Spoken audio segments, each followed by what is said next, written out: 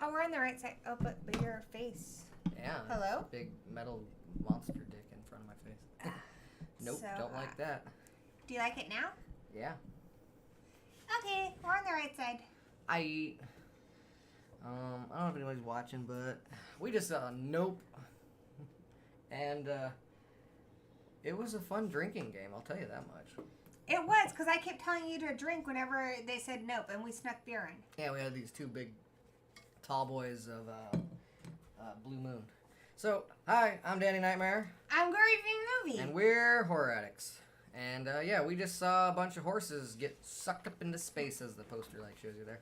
Well, I don't know if they got sucked into space, but they got sucked into the sky. They got sucked into... Someone sucked off a bunch of horses.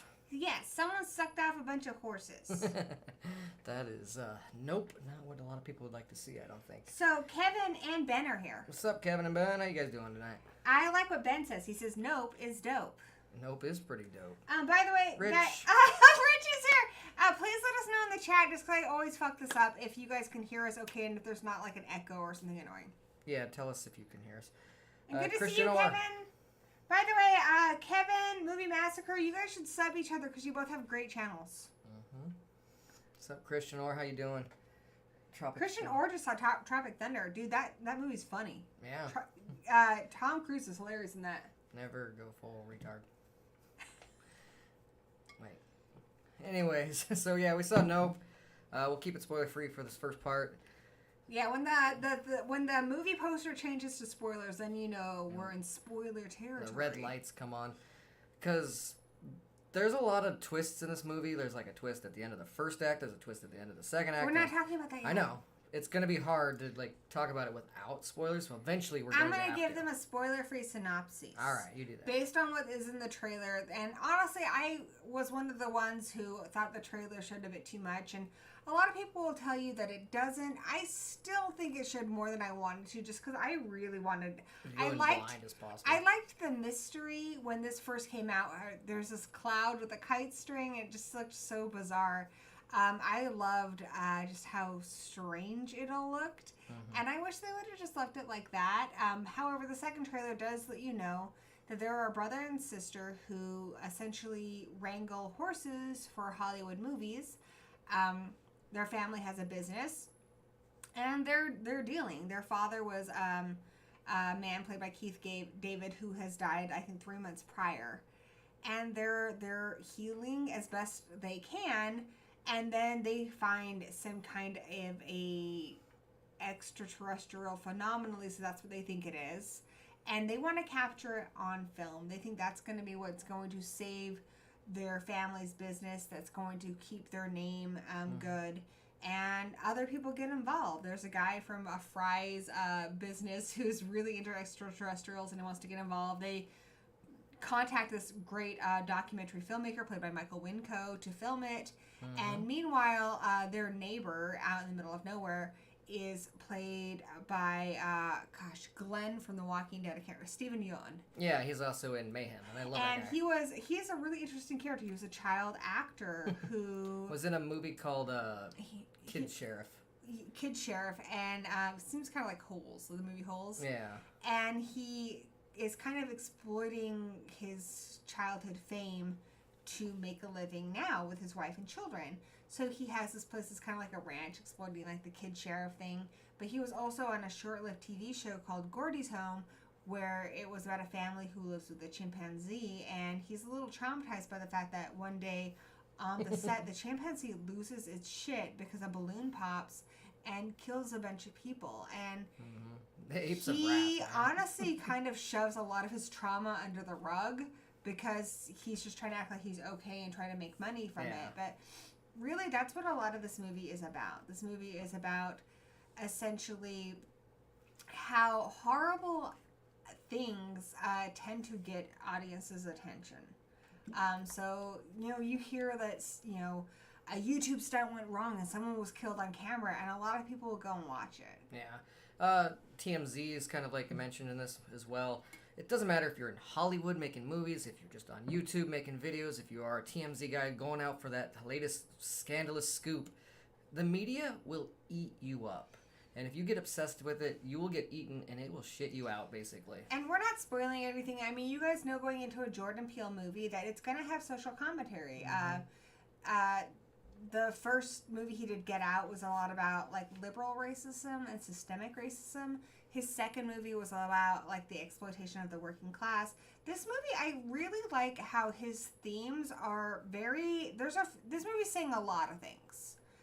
One, it's talking about how animals are exploited for film.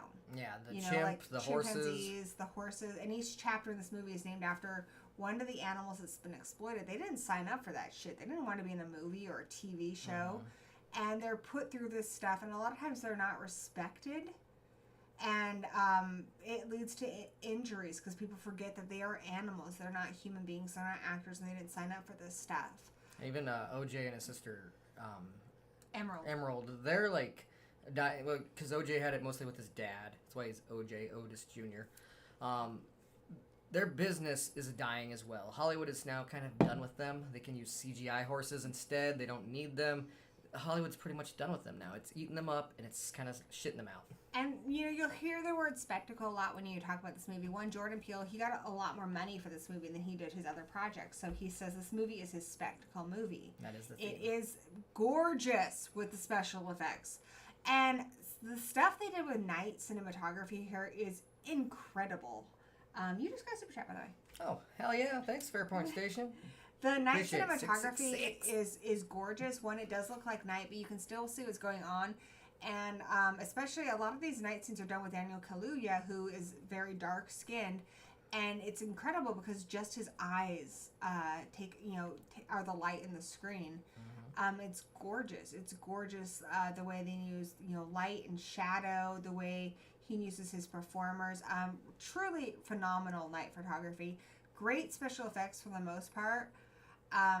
But yeah, as far as what he's talking about with spectacle, a lot of this movie is, one, I talked about the exploitation of animals, but there's also like this, this need people have to be famous, and they talk about that a lot. Like they have that Michael Wincott character, and he says that's the dream you never wake up from. You can try, but people are always looking for the next big thing. So even if you peak in the mountain, even if you go viral, or you have the #1 movie in the country, or the #1 top charting song, in a week or two, people will forget about it. They're gonna move on to the next thing. There's always another thing, and so it's like a dream you'll always chase. You'll always be getting that impossible shot, that impossible moment. You never catch the dragon. You'll never be satiated. It's never enough. Yeah. It's a drug. And then also, it's talking about like how people, we become like the first shot in this movie is this ape. I'm not getting into anything real spoiler here because it doesn't have a lot to do with the plot, but it has a lot to do with the metaphor. And this ape that they had on Gordy's home, that Stephen Yeun's character was on as a child, it gets startled by a balloon popping and it attacks a bunch of people. And the idea here is that people became obsessed with this horrible instant, and to the point that they got desensitized by it. Like SNL, they talk about how SNL did this sketch about it, which is really gross. And he's kind of laughing it off, but you can tell behind his eyes that he's almost hurt by the fact that they kind of did something like that. Yeah, and that's the truth. I mean, SNL, people make sketches about a lot of things that are really, really traumatic. And maybe that's a way of dealing with it, but it's also, I think, when you talk about the title of the movie, now people have interpreted the title of the movie as a lot of different things. People say it's like not of planet Earth, which is a cool way of interpreting it. But one interpretation I heard on a review online I really liked is how a lot of times when we hear about something horrible, like in a video, like for me it would be the Ring video, there's this really fucked up, like student filmy kind of video, I'd be like, yep, sign me up. And I think a lot of us are like that. When there's something really horrible in a video, we don't think about it, we just go watch it. And when we do that enough, we become desensitized to it. We become desensitized to the people involved, the humanity of it. And I think this movie is essentially saying nope. Like, don't look at it. Yeah. That's what they say to defeat it. Don't partake. Don't look at it. Don't partake in it. Don't give shit like that your attention. Don't look at the spectacle. Don't be a part of the spectacle. Stay out of it. Don't be attracted to spectacle. Watch things because it's art. Watch things because it moves you. Watch things because it has something to say. Don't watch something because it's a spectacle, because it's something horrible that happened in the media. And I think that's what this movie's saying. It's saying, say nope. Say no. I'm not going to, like in this movie, so many times they look up in the sky and they say nope. And I think that's what Jordan Peele is asking of his audience, is say nope. And they scare one of his horses in the beginning, and he loses the commercial he's filming.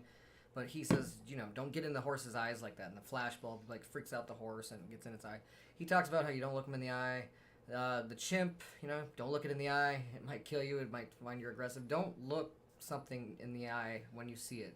Just turn away and essentially don't give it your time. No matter what it is we're watching, whether we're watching a big blockbuster movie, you need to remember, yes, they have different lives than you, but you're watching Bullet Train. Brad Pitt is a real life human being. He shits every day. He eats every day. He has children. He has days where he's crying in the shower. He has good days and bad days. He is a human being. When you watch a movie like Milo and Otis, and unfortunately they did a lot of horrible shit to those animals, but those are movie, real, but yeah. Those are real animals. By the way, if anyone can help me get rid of the spam, I would appreciate it. Thank you, Horror Den. But, whenever you watch anything, I think about that a lot, especially when I watch older movies, that animal's not here anymore. Yeah. And you think about how confusing that experience would be for an animal. They don't know that they're in a movie. They're not getting any fame from it. At best, they might get a treat from it. And so I like to think that they're being treated well and they're being treated humanely. But it would be a very confusing experience for an animal. But even just when you're watching a YouTube channel, a lot of times people forget that those are real people. They shit and eat and have friends and family. They have bad days and good days. Those are real people. We're real people. I mean, we're a small YouTube channel, so you guys probably know that. But I think that's what this thing is trying to say. Once you start to view anything you see on a screen as other, as not human, that's when you become less human. That's when you become desensitized to humanity. When you can watch something and not think of the person being harmed in a video as human, I think we lose a bit of our humanity. And Jordan Peele is essentially saying that kind of stuff, don't look at it. It's gross. But yeah, we got what's his name? Let's talk about the movie part of it, not the theme of it. I love themes. That's actually one of my favorite things about this, though. I really do love the unique theme and the metaphor for it. There are, for me, the first two acts are great. The first one's a little slow, but I still love it. Second one is an amazing second act, and then the third act is where it loses momentum for me. I'm not gonna get into it just right now because we wait to spoilers, but that is one of my flaws in the movie. I think things change up too much, and it doesn't break anything. I didn't hate it. I thought you were doing so good there, and then it kind of slowed down for me. I love the acting, though. Of course, like you said, we have what's his name from The Crow. Michael Wincock. And his voice, man. I have missed him and his voice. Plus Keith David, though, so it's just a sympathy to the ears of just voice and sexiness. I also love that the movie opens with first the Gordy scene, and then Keith David has a scene. And I mentioned already that he dies. It's not spoiling the plot for you. Beginning. This happens in the very beginning. But I do love that it's unique. You watch so many movies where someone dies in a car accident in the beginning. Yeah. And this is unique, and it plays into the plot really well. They think that some debris from a plane killed him because basically a coin goes into his eye and into his brain and kills him. Yeah. And I like the reaction. I like how Jordan Peele really thinks about his characters, and he thinks about them as individuals. And Daniel Kaluuya's character OJ, he doesn't react the way I would. I'm a person who's quick to react, probably You're a lot more like his sister. Probably too quick to react. He sees his father slump over. I probably would have gone over them. Oh my God, are you okay? Blah, blah, blah, blah. And he's kind of watching it he knows something's wrong and he can't move. He's Pop, you alright? But he just kind of stands there. And finally, when his dad collapses to the ground, that's when he moves. And it's frustrating, especially if you're not like that, but I do like that he doesn't go with what other people. He thinks of this character as an individual, and just he treats Emerald differently. They're on a set later on, and OJ's having issues with the people because he's not a people person, and he's like calling to Emerald, like, get your ass over here and help me out. But that's not how her character would respond. He's very in tune with his characters and how they would respond in a given situation.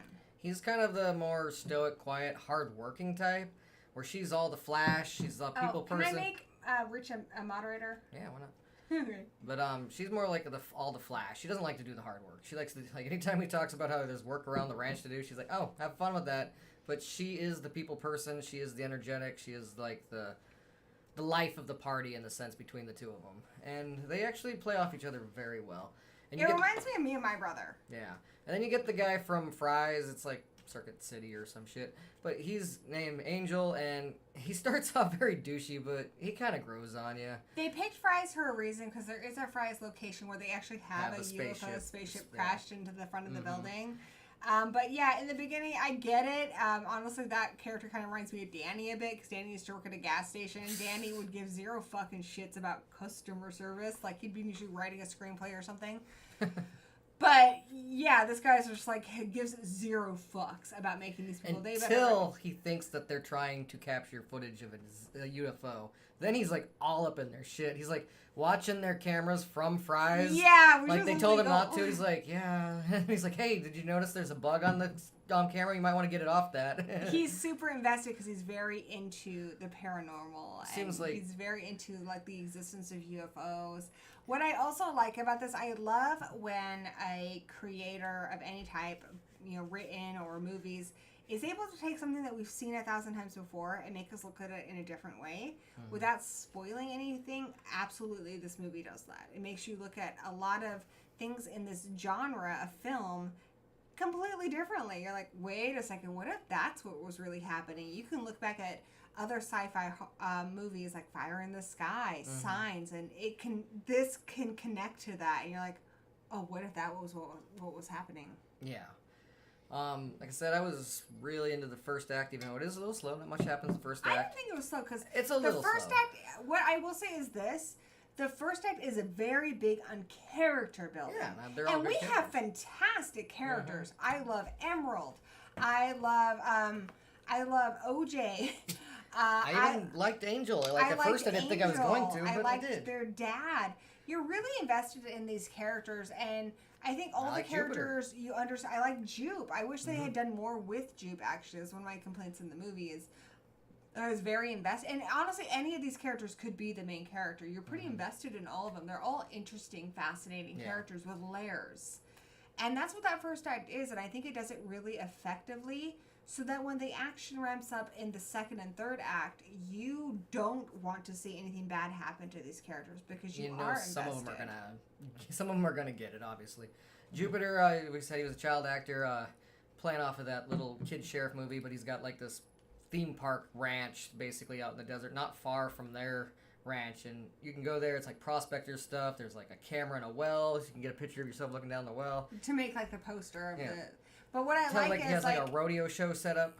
He has a special room of like Gordy's memorabilia, and we know from the flashbacks, and because he keeps having flashbacks to it, that was a traumatic moment in his lifetime.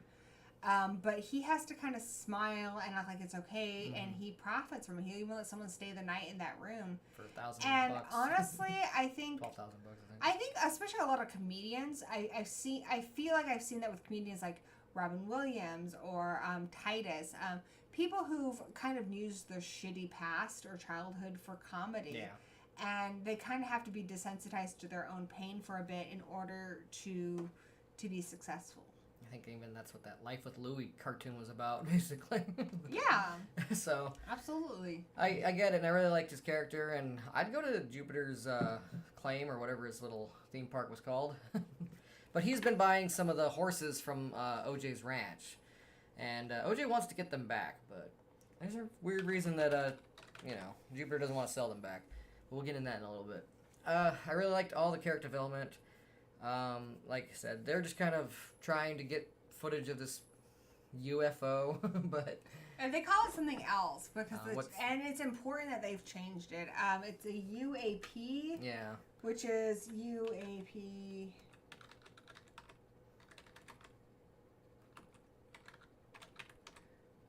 what is it? It's not. UAP is. They don't explain it in the movie, but it does make sense. Unidentified aerial phenomena.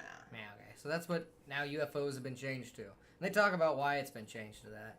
I'll always call it a UFO because, whatever. My generation, I guess. Oh, and if you stay past the credits, absolutely what Ben said is they did make Jupiter. They're making Jupiter's Claim part of Universal Studios Hollywood, which, by the way, if you guys are going down there, Danny and I have never been.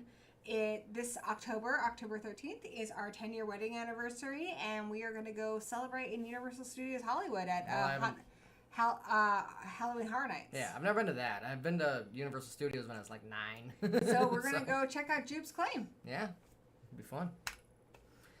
So, anyways, I think it's about time we kind of get into the spoilers. Before we do that, though, I do recommend you see this. You don't have to see it in the theaters, because I don't know if it's like the best Jordan Peele movie. I think it would probably be better in the theaters, though, because the thing looks really good on the big screen. In fact, I heard some people saw it on the IMAX, and I wish I kind of would have had that opportunity to see it on a huge screen like that. I have a couple more things I want to say before we call it good. I feel like the trailers were a bit misleading in that I don't think this is a horror movie. Well, yeah. I think the first act presents itself as a horror movie, and there's one key scene that's terrifying. And then it never quite gets there again. It becomes more... The Gordy's home is actually probably the scariest parts of the movie. Yeah, the Gordy's flashbacks are really scary. But if you go into this thinking that you're going to get the shit scared out of you, you're going to be disappointed. That's what I will say.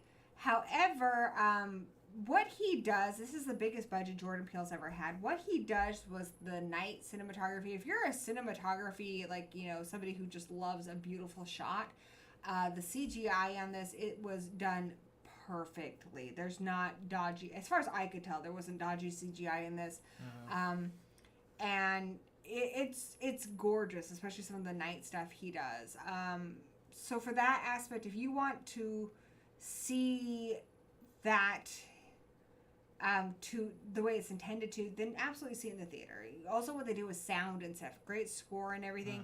Once again, he uses pop songs very well in a movie. I love that he uses Corey Hart's sunglasses. Corey Hart's sunglasses at night. If you want to experience the movie fully with just the great visuals and stuff, absolutely. However, I think you can also enjoy it on a nice 4K TV and stuff too. If story stuff is going to potentially detriment your experience of a movie, I'm gonna say the story doesn't hold up as well as his other stuff. I would put this below Get Out, which I think Get Out is perfect. Us, I like what he did with the metaphor, but the story had issues. I think had you just made it a different dimension, you would have fixed it, but he didn't. And I feel the same way with this. I think the metaphor holds up really well, but when you look at it as a story, some parts of it just don't fit. Some parts of it don't make sense. I think the third act failed a bit as a story, and we'll get into that more specifically when we get into the spoilers, but yeah, I love what he's trying to do. I love that he's original and passionate, and he's trying to say something, but sometimes his story isn't as strong as his metaphors. Bloodsport, that's cool that you saw it in the IMAX yesterday. We saw it, but just in the regular theater, but I liked it. That third act, like I said, though, for me, it was more how visually different it got, and the tone got different. The beginning's all night shots, and then the end's all in the day. Yeah. And just things change. We'll get into that in a second, but that's why the third act kind of didn't work out for me as well. I think story-wise, I guess it worked fine, but it just felt like it kind of rushed through the last few scenes, and the way they looked just didn't work for me personally. It wasn't horror like you say. It wasn't even scary anymore. I felt like the second act and the first act kind of had some tension. The second act was actually the scariest act for me. It was actually taking me back. I've seen a lot of people compare this to Signs and a bunch of other movies. For me... People have even said it's Jaws in the sky. Yeah, but for me, this on the second act, played kind of scary for me because it was traumatizing childhood memories of the brave little toaster and that freaking giant scary-ass magnet going around in the junkyard and all the little toaster friends, and they're trying not to get sucked up and killed by that thing. So that's where, like, that's the kind of, like, fear that it installed in me, like, some old school shit. But... I mean, honestly, I'm afraid of any kind of, like, big thing. Like, and in the beginning, when you see this, whatever this is in the sky, and it's moving so quickly, and it's so big, and it's at night, I think that's really scary. And that's, I think, the scariest scene in the movie, and I don't think it ever becomes quite scary like that again. The rest of the movie is in the daylight, and... there is a big twist. I'm not going to spoil it for you. And I think the twist was cool, but the reveal was lackluster. Yeah. So, I say see it, because it's definitely a movie you should check out and see for yourself. But just keep in mind, there's a few changes that this movie's going to go through. And it's kind of like a Pokemon that evolves into 3 different stages. And that last stage, I thought kind of looked silly. That's all I'm going to say. I love the heart and passion Jordan Peele has. I love that he always goes, for the fences when he takes a swing. Mm-hmm. I think it's original. I think it's gorgeous. I think you have great characters. I would have loved to give him...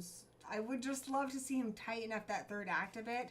Yeah. But I still think it's just kind of like when you know someone's brilliant and you know they could do better, and they know that this could be a masterpiece with a few tweaks. I think all 3 movies he swung for the fences. He did hit that home run that first movie with Get Out, and the last 2 movies he got on base, but you could tell he like it almost went over the fence. It's so close to being a great masterpiece, though, and it's just so frustrating because it's like a ground rule double instead. I feel like for him that metaphor is more important than the story, and as somebody who loves a good story, it's just like, okay, but remember, this also needs to work. If you take out the metaphor, it needs to still work. Buffy the Vampire Slayer was always good about that. Yeah. You could take out the metaphor and it still worked. Get Out works that way. You can take out the metaphor, and I think it's still a solid all 3 of film. them have great characters.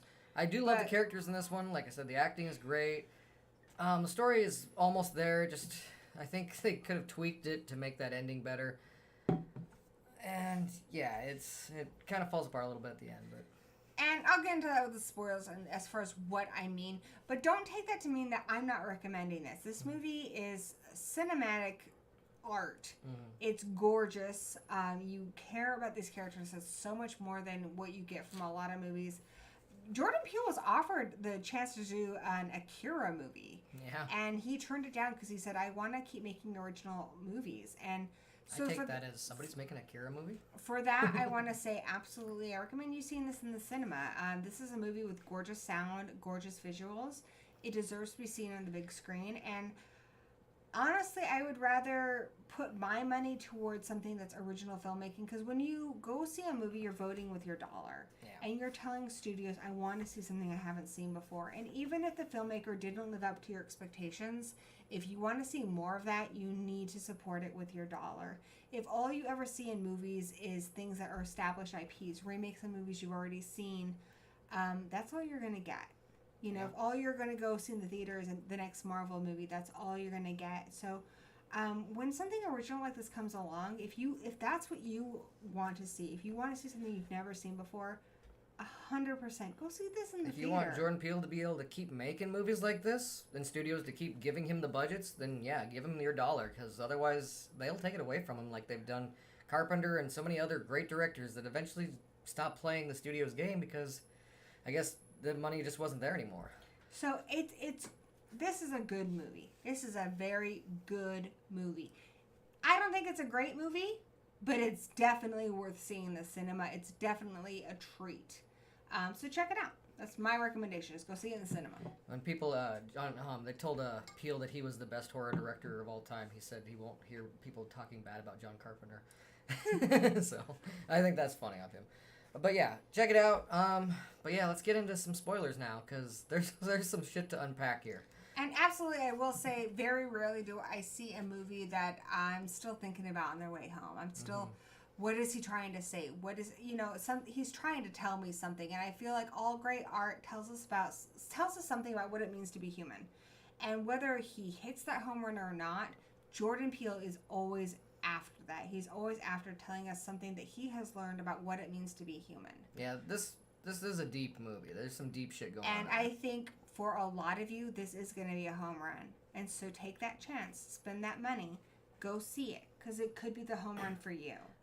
It wasn't quite the home run for me, but this definitely got on base, and it was definitely something I was happy that I saw in the cinema. I think it's a really good movie, but like as you said earlier, it's not the best horror movie because it kind of abandons its horror aspects towards the end.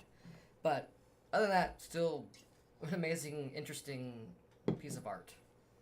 Let's talk horror. And we had a good time. Yeah. All right, you ready for spoilers, baby? Spoiler countdown. Do you have like a spoiler song or something you sing? Spoilers, there will be. That's so sexy when you do that. Alright, we're in spoiler country now. Cowpoke. We're in the spoiler country. I'm Gory Lou. And I'm Danny Yeehaw Nightmare. Danny Cowboy Nightmare. Something like that. Let's do some cowboy shit. Alright, so one of the first twists, like, I guess, is, like, if you pay attention in the very beginning of the movie, you'll hear the thing about it, but then they straight up let you know, basically by the end of the first act, there's a good twist. It's not a UFO like you think, and I loved this twist, and I kind of just wish they stuck with this and thought that was enough, but they make more changes later. It is an alien.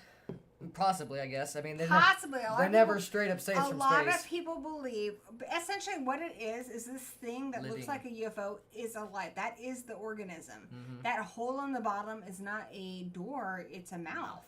And a butthole. And so think about that. Think about movies like Fire in the Sky. What if he was being eaten? Yeah. What if inside, what if that's not a ship? What if that is the creature? And that's what this movie is. And it makes you think about a lot of sci-fi movies a little bit differently, which is cool. But yeah, it's really kind of creepy. It's more of a kaiju movie, and a lot of people's theory of this movie is that it's not even extraterrestrial. It might not be. It could be like a tremor, basically. That it's been in the Earth for as long as the Earth has been around. It might have just started flying recently. We don't know. Maybe it's always been flying. It's never officially said that it's from space. I want to say something really quick. Sorry, honey, to interrupt you. But Bloodsport says something that I'm surprised because I've watched a lot of videos about this because I just want to hear what everyone had to say after I saw the movie. No one's talked about this. The shoe. I'm glad Bloodsport 1 pointed out the shoe that's standing up. And not only is the shoe standing up, it's standing up in a way that's completely unnatural. It's top heavy. Mm-hmm. So that shoe should fall over. And I have thought about this a lot. And the fact that Jupe even has that shoe in his museum. My interpretation of this is that, in the beginning, OJ says, what is a bad miracle? Why don't we have a word for that? And that shoe standing up by itself is a miracle. That's a strange, bizarre thing that shouldn't happen. They had to have done some crazy special effects to make that happen because with all that's going on, that's a miracle. That's an impossibility. But unfortunately, it's overshadowed by this chimpanzee doing something horrible. And there's a quote at the beginning of the movie from the Bible, and it's essentially saying, something horrible is going to happen. It's going to make a spectacle out of you. Basically saying that our attention is more drawn to acts of tragedy, that rubbernecking, look at the car accident type thing, than art, than things that probably deserve our attention more. I will hold you in contempt. I will disgrace you and basically make you a clown, make you a spectacle. It's kind of along the lines of the stuff of it reminds me of there's a YouTuber at one point who was trying to make a video where they held a really thick book in front of them and asked their wife to shoot them, and obviously they died. But that went viral because people wanted to see it, which is really fucked up. People were buying copies of Faces of Death back in the day on VHS. They wanted to see that fucked up shit. It's kind of a fucked up thing, but unfortunately people are... something like that, a tragedy, people are more apt to want to look into something like that than the everyday miracles that happen all around us. And that shoe is a miracle. That's so fucking weird. It's like if you flipped a coin and it landed. And nobody notices it because of what's happening with the chimpanzee. This chimpanzee eating someone's face. Mm-hmm. And it's like this little everyday miracle. And I think that's what the movie's trying to say. It's like there are so many amazing, beautiful things in this world that get overlooked because we are so tragedy focused. We're so looking at that crazy spectacle all the time when, hey, look, that double rainbow over there, but hey, car crash over there. Just amazing, beautiful things happen to us all the time. Things that are impossibilities that seem mundane. and we never notice it because we're always looking at this car crash. You don't deserve that impossible shot. Maybe we don't deserve that impossible shot. So I'm really glad that Bloodsport mentioned that. Bloodsport said Gordy the Chimple was a monkey who played Gordy, went crazy once the same thing reference to the jungle. I think that's also, Gordy is Gordy's foreshadowing. So what upsets Gordy is a balloon pops. Yeah. And it scares Gordy. He's had enough. He's one of the few, they've had a couple of chimps play Gordy. He's just had enough. And he freaks the fuck out. But that is foreshadowing for the end of the movie because a balloon popping is ultimately what kills the creature. It eats a balloon, it pops within it, and that kills it. It eats a giant Jupiter balloon. Yeah. And he has eyes, so it thinks that, it's up, it's challenging him, because if you look the creature in the eye, it'll eat you. Jupiter is also using those horses, we said, from OJ to feed the creature. That's what he's been doing, and OJ can't get his horses back because he's been feeding them to it. And eventually the creature just gets tired of being fed the spectacle because he's finally thinks he's trained it enough to where it'll come so people can come watch it as a show. I disagree. I actually think the creature's upset and feels they feed the creature a decoy horse, which it can't digest and throws up. So I think after that point it thinks I can't trust horses as food. Yeah, maybe. Because it ate one, it made it sick, and it threw it up. So I think after that point, it's refusing to eat the horses. And so they say, don't look at it. So all these people are looking at it, and it sees them as food, or at least as a threat. But, I mean, that is true. But Jupiter thinks that he's trained it enough, because he's been feeding these horses day by day. And now he feels safe enough that he can have a live audience watch him do it, regardless of it being the fake horse. Which I think is a metaphor for clickbait, because this is all about how media really consumes you, and but then one time you see something you really want and you click on it and it's not what you want, you look for that clickbait later, and I think that's what the creature kind of does. Yeah, that's a good point. Something I noticed I haven't also heard in any videos is when you watch the Gordy clip, they show the cameras. These are the big white cameras with little black spools. And when Jupe has his branch, he has his own ideas of what the aliens look like, and it's different than what I've seen in traditional sci-fi media. Normally, the aliens have big eyes. And big black eyes. In this movie, the toys he's selling, the masks he has his children wear, have small eyes, and I think that's supposed to look like the cameras. And he calls them the viewers. Yeah. And they, I think, are a metaphor for the audience, on YouTube and stuff. A lot of times, people will do things that are degrading, embarrassing, dangerous. Pranks. They do a lot of that kind of stuff. To get attention, to get views. They even prank OJ's ranch. They scare him to make him think that there's aliens in his ranch. But yeah, their faces are shaped like the cameras from when they filmed Gordy's home. It looks just like that. He's hiding under a table, and he looks over and sees these cameras. They're big and white, but they have these little black dots in there. And that's kind of what the aliens look like. The viewers in that mob sense, and that enormity sense, they're not human. They just chew you up and spit you out. And I like that the things it spits out, or the things it can't digest, are keys and coins. Yeah. And it's essentially, I think, saying that the things that we were told to aspire to, money, cars, expensive cars, houses, expensive mansions, you can't take it with you. Yeah. Ultimately, and you know what? There's no guarantee that's going to make you happy. It's just you can get Literally. The biggest mansion, the most expensive car, and you can still be fucking miserable. Yeah. And I think it's basically saying this creature is shitting it out. It is literally so just shit. All the things that we're aspiring for, that's not. It's that impossible dream, and you'll keep dreaming because it's not the end all be all. It's not going to make you happy. It's not going to solve all your problems. That shit don't matter. It's literally shit. It's alien shit. So is it worth is it worth exploiting animals or people or doing things that you're not morally comfortable with, putting yourself in danger? They're all just getting consumed by the machine that is Hollywood, or just TMZ, TikTok, YouTube, all that crap. It's just we're stuff all that we're just shooting for this by. 15 minutes of fame. So what? So we can get an expensive car, so we can get an expensive mansion that we can't take with us. And you know what? Is it going to make you happy? Maybe a little bit. Maybe for a short period of time. You're still going to come down from that hill. Not in the long run. And what I like about this movie is, because we're in spoilers now, when Emerald finally gets what she's after, she wants that shot. The Oprah shot. She wants that Oprah shot of the creature. When she finally gets it, I feel like she's finally grown as a character because she doesn't look at the photo.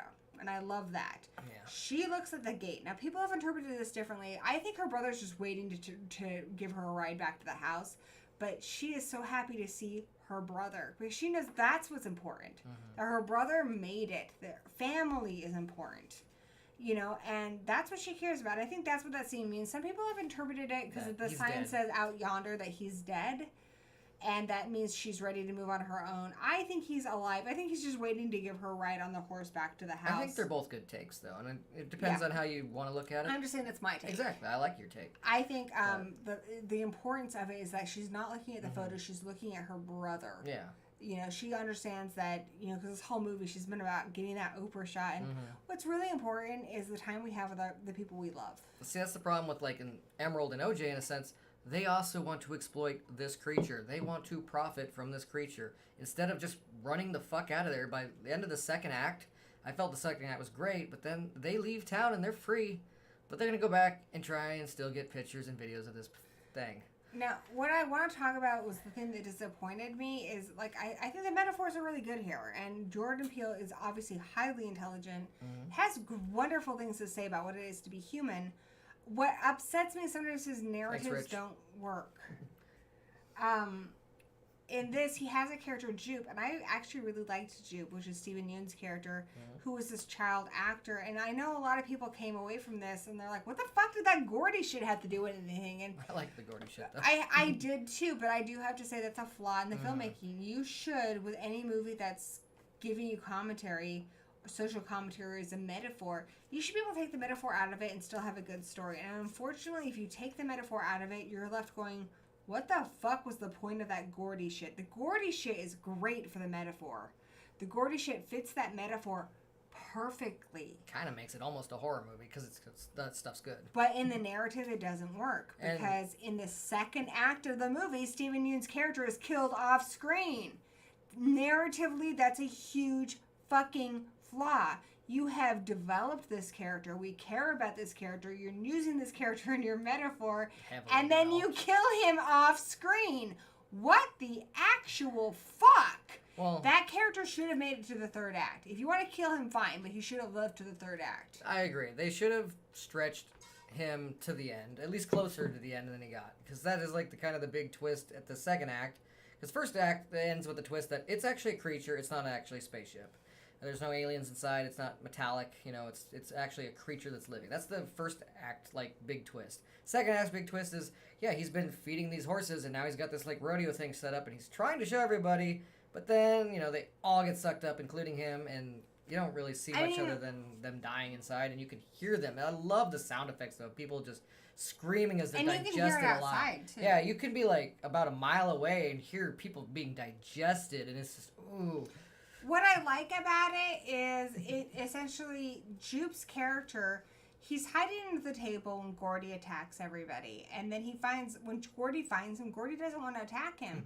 Gordy wants to give him a little fist bump that he was trained to do. Because Gordy is just an animal, and animals don't have hate and revenge and shit like humans do. No. The animal got scared, the animal attacked. They can hate what scares them, I guess. But... animals aren't hateful like humans can be. And in his head, he thinks he had a connection with that animal and the animal's destroyed. So when the alien thing happens in his head, he thinks he's built a connection with it. He thinks these horses. He thinks he understands it, but as Keith David's character says, there are some animals that can't be tamed, and we always need to respect that they're different than us. We can't fully understand them, and he doesn't respect that, and he and everybody else there gets killed. I would have liked to see a mirror of his initial scene. I would have liked to see him hide under something like a table or something, and that creature get really, really close and him reach out and have the thing attack him and him pull back like, oh, fuck, I was wrong, and then team up with Emerald and OJ in the end. He could have still died, but narratively... he should have made it to the end. He should have made it to the end. Too much was put into that character for him to just be killed off screen. I agree. I think there was plenty of opportunity for him to survive that initial where it eats everybody at the rodeo, it should have everybody but him. He should have been hiding maybe in that special Gordy room or something. But maybe he saw that Emerald needed help because, honestly, I don't know how she kind of outruns the creature in her electric bike at the end. He could have provided some sort of assistance at that point. He could have done something, and even that way he could have been maybe like a sacrifice. Maybe he thought that his connection would, touch it in a way that no one else has touched it or something, and then, I don't know. But there's something they could have done something with him at the end, is what I'm saying. And there's plenty of places that he could have hid. He had a special room, like I said. There's things they could have used him. That way, also seems smarter than he let on. Yeah, so. I would have liked to see him make it. I mean, because his wife and his children would be dead and everybody else, like, he would have still suffered. I think that character could have made it, and I think that would have tightened that ending up. And I gotta say, it's funny because Jordan Peele has done a lot of interviews about horror, and he says a lot of it, like with movies like Jaws, the scariest part is what you imagine. When you can't see the monster, you imagine something worse. And he said he was always disappointed a lot of times with the reveal, and yet in this movie, that's exactly what he does. My problem with it too. When the creature is finally revealed in broad daylight, it looks like a fucking tent or a balloon. It's not scary. It's not scary. There's actually a short story by what's his name, who did Sherlock Holmes, an old Arthur Conan Doyle. Yeah, he did this old short story because he wrote Sherlock Holmes back in the day before people could really fly. Like planes were just kind of being made at the time. Yeah. It's about when they're just getting planes that could go even a little higher, and then they can get a little higher.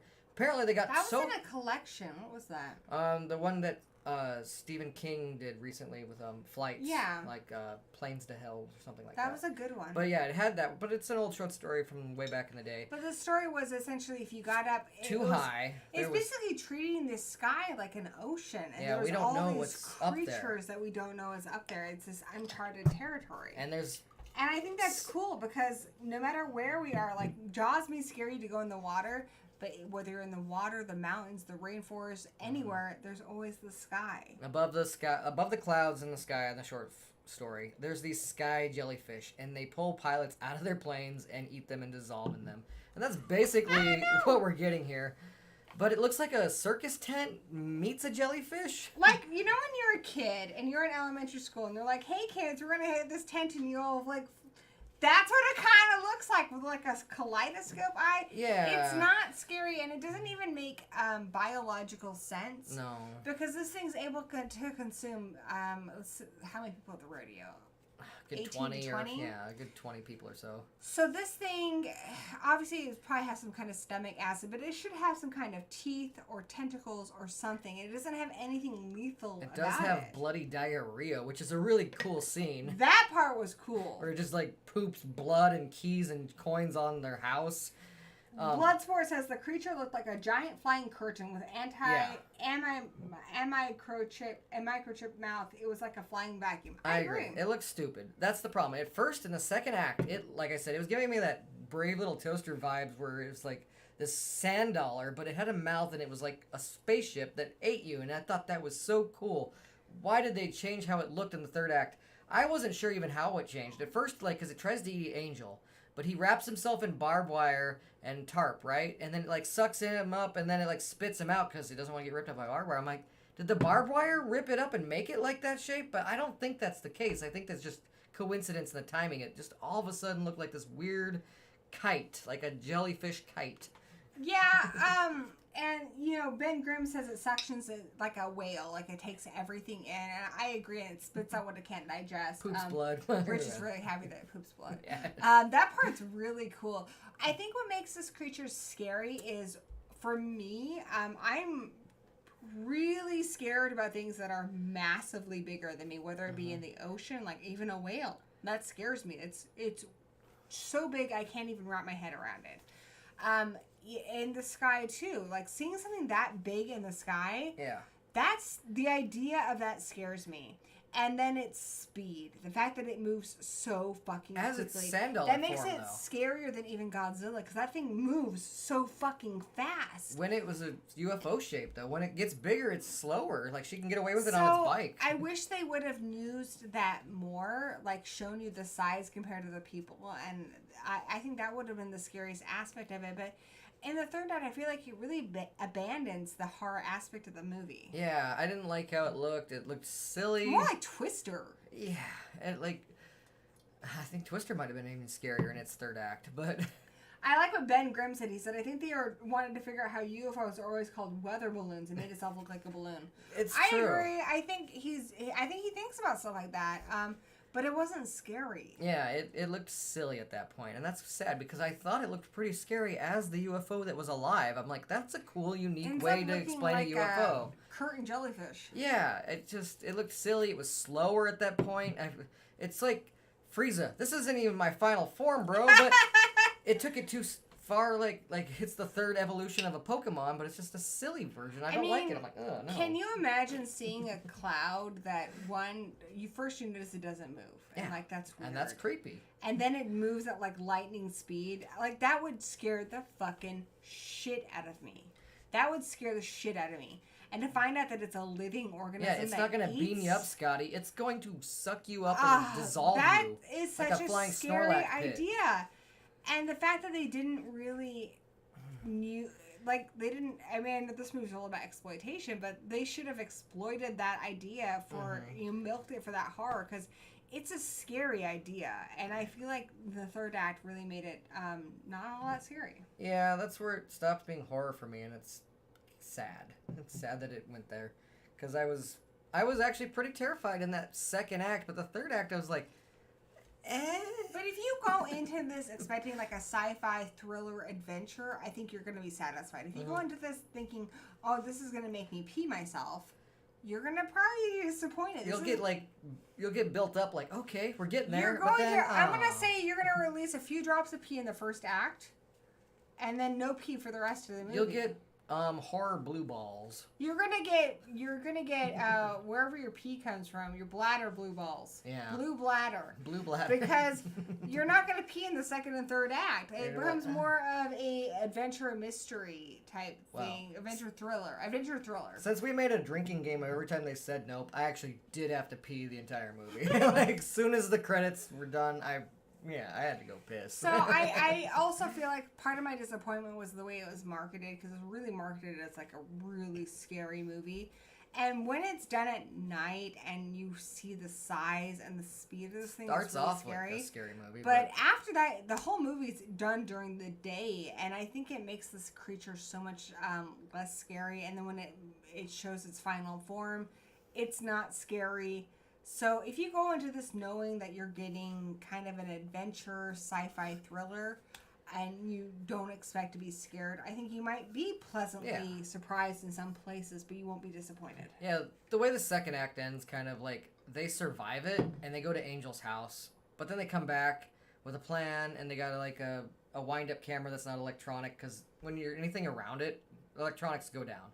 Like it has these wacky wave inflatable sky dancer Bailey buddies, and they die. So it's funny, like, but I feel like that third act, it was a different kind of movie at that point, and I wasn't enjoying it as much as the first two acts. I also liked Michael Wincock's death. He talks about how you're always chasing that impossible shot, that perfect shot. He's willing to die for it. And finally, he gets that perfect shot. He allows himself to be killed, which obviously is the best shot you're going to get of this creature.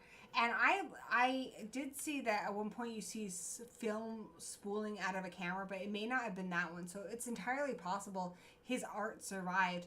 But what that makes me think of is you always hear of people like on Instagram and stuff hanging off of dangerous cliffs to get that perfect shot. Hanging off of buildings to get that perfect shot. Selfie. Even though they know they're going to die, and sometimes they do die. They'll get a selfie with a grizzly bear, but But it's to get that perfect shot. Exactly. Chasing the dragon, like you said. And so I think that's what he ultimately sacrificed his life to get that perfect shot. Because he's addicted But why to is that shot? You have to think about that. Why is the shot perfect? It's because people love spectacle. Exactly. People love that tragedy boner. Get that clicks, get those likes, get those views. If it's dangerous and it's tragic, it's going to get so much more attention than something that's just an everyday miracle, Miracles happen in the media and stuff all the time, but if it's tragic or gross or horrific, that's going to get more attention than something that's just sadly, great. Just videos too where they'll like put the best horror movies of the year, right? And they'll do pretty good. But then you put the worst horror movies of the year, it's going to get like twice as many views. Which is weird. Because they want to see the negativity, the spectacle, you saying why this is bad, why it's a spectacle, and why that's it's what horrible. this movie is saying. I think that's what Nope means, is we're Nope. so a yes culture. Like, oh, that's gross and disgusting and horrific. Maybe you don't say yes to everything. Maybe you choose not to look at it. Yeah. That's how you retain your humanity. You don't need to see a video of somebody being assassinated on camera. You don't need to see that video of the car accident where people died. You don't need to see that. OJ and Emerald are the descendants of the first person to ever be in a motion picture. It's a black guy on a horse. And they talk about how nobody ever remembers his name, but they remember the name of the person who filmed it. Granted, I don't remember either of their names. But the guy who filmed it has the same last name as the TMZ guy who shows up at the end of the movie, who just wants to get, footage of the beast as well. And he's willing to die for it. It's more important that he gets that shot as well, that he exploits it. But unfortunately, like, electrical stuff does not work, and it's all in vain. And basically at the end of this movie, even though the brother and sister, they really wanted that shot, they pay for it as well, because you're exploiting an animal, you're exploiting a creature, you're exploiting something to get that high, to find that peak there's always going to be different peaks. There's always going to be more. Because, like, even when she does get that shot through the well, it dies because it ate the balloon. So, the FBI or whoever, they will have And the rest of the news crew had shown up, so maybe they got the shot too, which would have overshadowed them. Maybe. They had electrical devices, so maybe she does have that only shot of it, like, alive. It's just a picture. But, they're going to have the dead body of it. There's people who are going to want more and more. It's not going to matter. And that's why I think when she doesn't bother to go make sure she got the picture, to, like, take a good look at it or whatever, we get to see it as an audience, but she doesn't even bother to look. I like that she doesn't, because she understands, like, what's really going to be rewarding to you. Exactly. She had kind of a strained relationship with her brother, and at the end of it, she just wants to see her brother. Yeah. That's the kind of stuff that's going to pull you through. And so you can get that viral video, you can get that viral Instagram post, but that's not going to fulfill you in the way that you think it's going to. You can get that mansion, you can get that expensive car, but I mean, they've done fucking studies on this shit. People who've won the lottery, eventually you go back to your normal state of happiness. And same thing with people who've been paralyzed. There's a period where things are shitty, and eventually you go back to your norm. Everybody has like a roller coaster, but there is that average that we always kind of go back to, no matter what. And so, it asks a lot, like, do you really want all those eyes on you? And it also talks about the eyes on you as being predatory, because animals, when you look an animal in the eye, they take it as a threat. They take it as you want to attack. You're ready to fight. And what if we as humans took that? What if we took, 50,000 views as a threat? Right. And in a way it is, because those are not kind eyes. Those are eyes looking for a spectacle. They're looking for something. That's why trolls are always trying to get a reaction. I'm not saying entirely unkind, too. Because Obviously. a lot of them times they we just have some like... cool people. Hey, Oddly Art, how you doing? Exactly. Speaking of which, I like but Oddly Art. a lot of times those eyes are looking for, the especially trolls. when... The trolls are out there trying to get a spectacle. spectacle or reaction. They'll even say something to try and make that spectacle happen. And... one thing I want to say about this is I love before we watched this, there was a trailer for the Black Adam movie, but I'm like, is this Black Adam or is this a remake of the Scorpion King for The Rock? Because it just kind of like, it was leading up to the same way they were like building up Black Adam. But then it's funny because in Nope, they talk about the Scorpion King. They had this horse called Jean Jacket, and Emerald was supposed to get to tame it, and it was supposed to be her horse to do that. But instead because it was going to the Scorpion King, she wasn't to be trusted with it. They gave it to OJ to like it, but he couldn't tame it, and they ended up using camels for the Scorpion King. So they named the creature Jean Jacket because it is an untamable creature. I also I want to talk about the humor in this movie. I mean, I think it's funny that they reference Scorpion King, because I mean, He's wearing a Scorpion King I jacket. enjoy that movie. I saw that movie in the theater. I enjoyed that did. movie. I laughed my ass off. It's bad CGI rock. But the CGI hasn't aged well, and it is something that we kind of laugh the about Rock's now. face is hilarious. But I saw it in the theater. I remember having a good time at the time. Yeah. But yeah, there is some funny humor in there. There's a point where OJ, he takes a horse to a commercial shoot, and someone's like, "Your name's OJ," and he's black. Like, there's some funny parts in there. At one point, his sister's going, "Run, OJ, run!" I'm like, "Oh my fucking god!" And I want to know why OJ has this horse named Ghost, and it's a white Bronco. Why does it have to be a white Bronco? Good catch, my love. Good catch. Why can't it just be a Bronco? But there's some good humor in here. There's some good humor, and I don't think it overshadows anything. I think a lot of the humor, I don't even know if it's intentional, but it's pretty funny. It is funny. That Angel guy is pretty hilarious. He starts off kind of douchey, but he's actually really funny. I think a lot of it is just the kind of humor that happens in everyday life, even when there's something tragic happening. Sometimes life is just funny, and his characters are funny, and it feels natural. It doesn't feel forced. It doesn't feel like the movie's trying to interject humor into your adventure or horror movie. It just feels natural, and I think it makes you like the characters a lot more. This is why I actually kind of like Angel, because I've been on both ends of the spectrum here. I've found like a channel or art or a web page. There was actually a web comic that I found at a really dark time in my life, and that web comic really helped me kind of like become a big fan of that and help me get through. And I've had people tell me that about my videos and your videos as well, where they're like, you guys is like really have helped me get through some sad and horrible times in my life. And I feel like that's what Angel's going through, because his only real backstory is that his girlfriend has dumped him.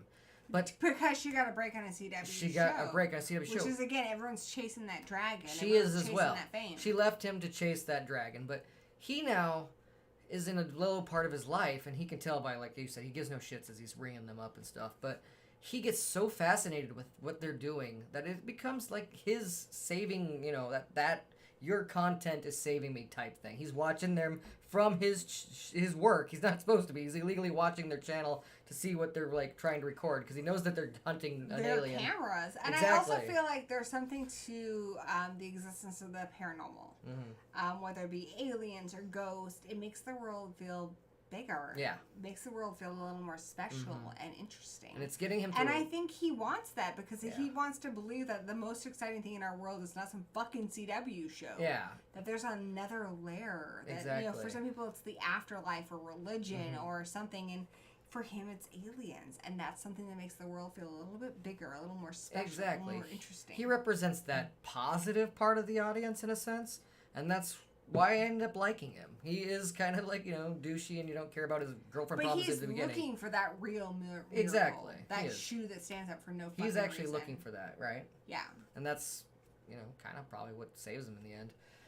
And we have people like that. Our conspiracy theorists are people who, give us explained videos and stuff. The people who are looking at what the fuck was that? And I think that's really cool, because so many people are just distracted by... that car accident or that horrible tragedy, and they want to see, And there's so many people out there that want to see you fail. They want to see the spectacle. They want to see you fall down the ladder and hurt yourself. But there are people who love what you're putting out there. Like that live stream where I waxed my eyebrow off. Right? But there are actually people who love what you're putting out there, and they are ride or die. And Angel is ride or die for them. So I like that. He represents the positivity of the audience. There are people out there that are like that. And it's not cut and dry. Of I course. I watch a lot of stuff because I'm like, especially horror movies. Cause I'm like, I've never seen that shit before. I need to go watch that fucking movie because it's got something I haven't seen in it. I do get a little more squeamish when it comes to real life stuff. I'm not going to watch a video of somebody actually getting killed, because that just, for me, it crosses a line, and I can't handle that. But I can watch any amount of fiction. But I think this movie is kind of, challenging us. I mean, I will say I do watch a lot of, like, Philip DeFranco and videos that talk about horrible things happening in the world, like drama shit sometimes happening in the world. And do I really need to give that my attention? Probably not.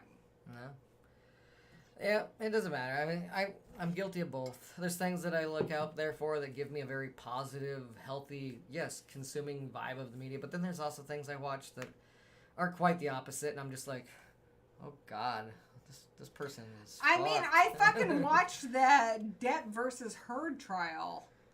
That's just. Do I need to see that? No. Is it enriching my life? Is it art? No. It's just drama and trash. And this movie is basically saying stuff like that. Just say nope.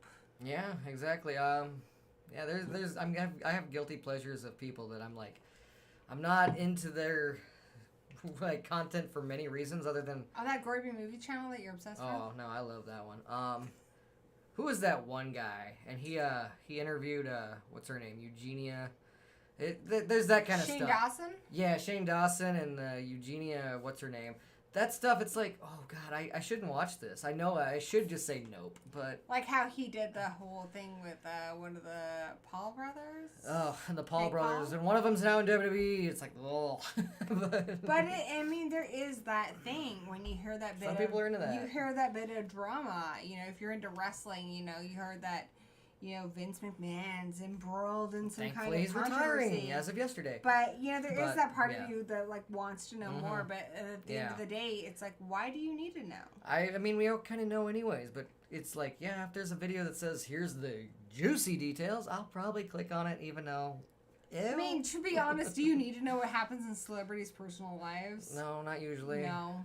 And usually when you find out... Does that affect your enjoyment of wrestling? No. Not so much. And usually when I find out any celebrity wrestling or movie or anything, it's usually disappointing, sadly. When you find out, usually. I think that's not what always, this movie is saying. Usually. It's like, avoid the spectacle. Like, there's so many amazing things in this world, the great art in this world that you can give your attention to that's worth your time, and you're missing it. You're missing oddly it. art, right? Oof, indeed, right? Yeah. But like we even had Tony on here the other day, and he was talking about the Kardashians. I have never been sucked into the Kardashians, but who knew that he had it in some way? I mean, I hear about them all the time, so people do. I was like, that's just how it is. Everybody's got that weird thing that they probably should have said nope to, and I think that's what a lot of this movie is. Just say nope to it. Nope. Don't look at. I mean, and don't if stare it at does it. something for you, if it empowers you in some way or strengthens you, then it's not that, and it might be that for you. And I'm not saying that you can't get value out of that, but if it doesn't, if for you it's just spectacle, it's just rubbernecking, it's just looking at something burning in this world, then don't. You're right, Beavis. Fire is cool.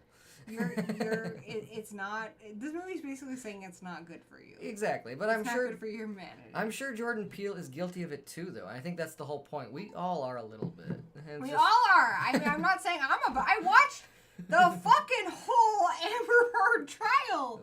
Yeah. See, I only saw a tiny bit of that, but I still saw enough of it to go ew. But I still watched, and that's just how it is with all that stuff. Yeah, I mean, just the spectacle of it, and it's like, oh, what the fuck weird thing is gonna happen next? And the fact of the matter is those are real people. Those are people with feelings and families and all kinds of stuff. And when you reduce something to a spectacle, you treat it as other and you treat it as inhuman. And when we treat anything as inhuman, we are capable of doing some pretty awful things. Awful spectacles in this world. We're capable of, disasters. Yeah, spectacle becomes disaster. So it really don't go does. down that road. I think that's kind of what the we never warning want is. to other any human being, no matter how disgusting or awful they may seem. If they're, a living creature, not even human, we need to consider that. And whether I think it's be a horse, a chimpanzee, or a human being. Exactly, or a flying sand dollar that will suck you up and turn into a jellyfish. Exactly. And poop you out as blood and keys.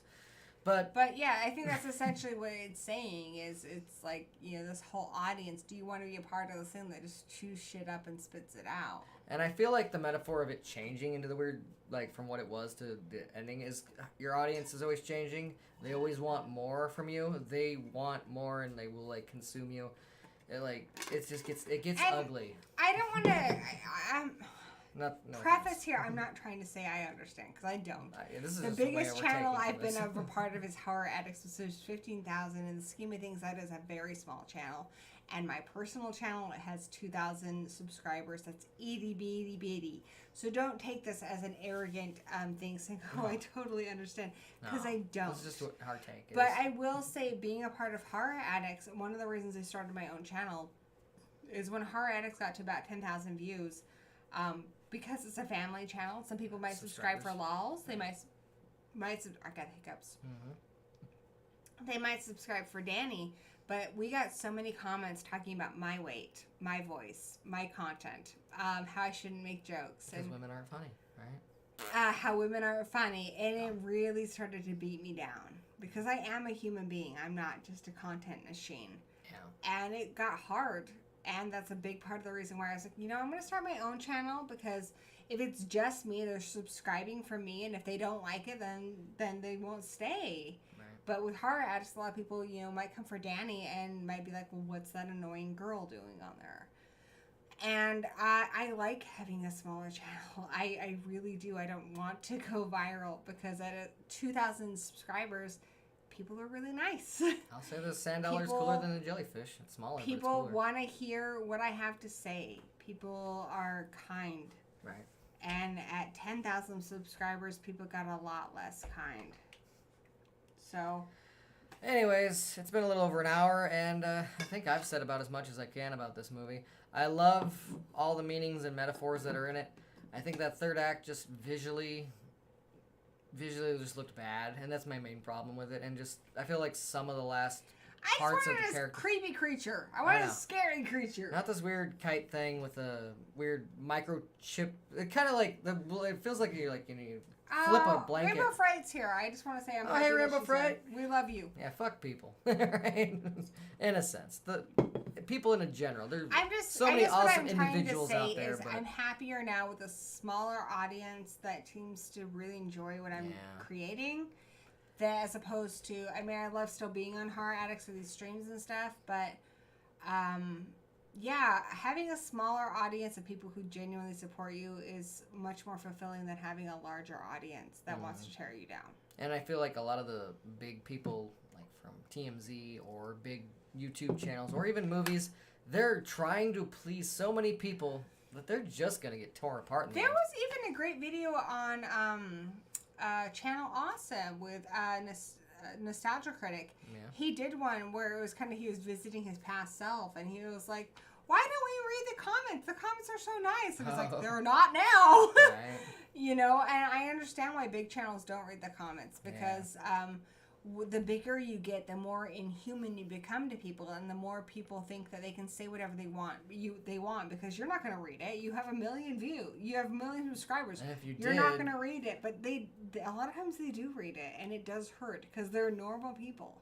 And they want to hurt you because that gives them that high. Like, ooh, he saw my comment because it was so mean.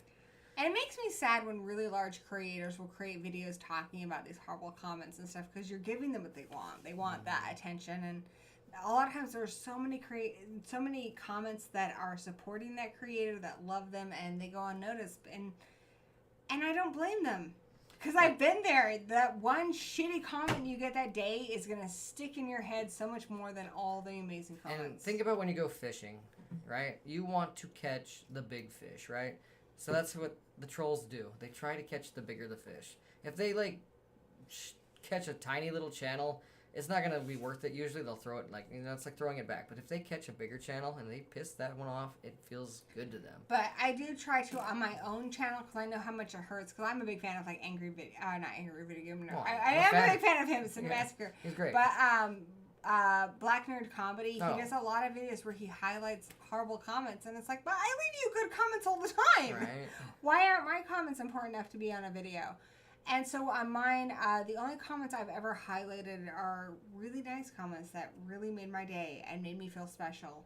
Shitty comments I delete and I block, because I'm not monetized. I know a lot of those bigger YouTube. I'm not being paid for this. I don't have to put up with that shit. I know if it makes me feel bad, I'm just going to delete it and block it. I know a lot of those bigger YouTube channels, they'll have videos where they just read the hate comments because people want to watch them read and react to it. And I think that attracts more. It does, sadly. But, sadly, that, like I said, the reason why they do it is because that gets a hell of a lot of views, sadly. Anyways, I think we're done talking about this movie. We're We're going rambling. off on tangents now. But I think it's a good conversation. I do think this you guys movie enjoyed it. Talks about all the things we were rambling about. At And least. honestly, the other thing I love about it is I remember the people who comment on my videos. I remember the people I see in the chat. I remember that I've seen Ben Grimm in so many streams. Oh yeah. I remember that I've seen Oddly Art and Yeah. Rainbow Fright, and I've watched their videos. And I know who they are. I can see their faces. That's important to me. I hear their voices, see their faces. I And know their tweets usually. They're pretty. You know, I don't they're want cool to people. ever get to be the kind of channel where I can't put a face to the name. Where I can't say, oh yeah, Rainbow Fright, I love her. So I mean, yeah. New people all the time, but yeah. I love meeting new people, but gotta say, being a smaller channel is a lot better than chasing that dragon, chasing that big spectacle, chasing that viralness. Just say so to no. speak. And Just every say no. time you say no, you drink. It's a drinking game. They do say nope a lot in the movie, They do. but it's good and it makes sense. But yeah, for all of you guys who support Horror Addicts, who support our content, support Danny, especially. Danny is, the driving force of this channel. And by the way, I know Danny won't mention it here because he's humble, but he is making a short film, and I am so excited, guys. He's meeting with actual people who are giving him equipment for free because they believe in him. He's got a script. He's got storyboards. Like, he's actually doing it. He's actually doing it. Gotta get those actors in line, though. But yeah. But yeah, I'm excited. It takes a lot of courage. It's courage I don't have. I want to apologize if there's been a little bit of a lack of content on here right now because I'm really focused on that, but I'll try to get back onto it as soon as I'm done. It's like in The Last Crusade, that leap of faith. When you don't know if you're gonna have ground underneath you, and I'll be honest, I don't have that. I'm chicken shit, and I'm really proud to be married to somebody who has the courage to take that leap of faith, who has the courage to take those meetings with people, who has the courage to finish that script. So I'm excited. I think the movie he's making is called Lulls, about our half-demon son. I think it's going to be really cool.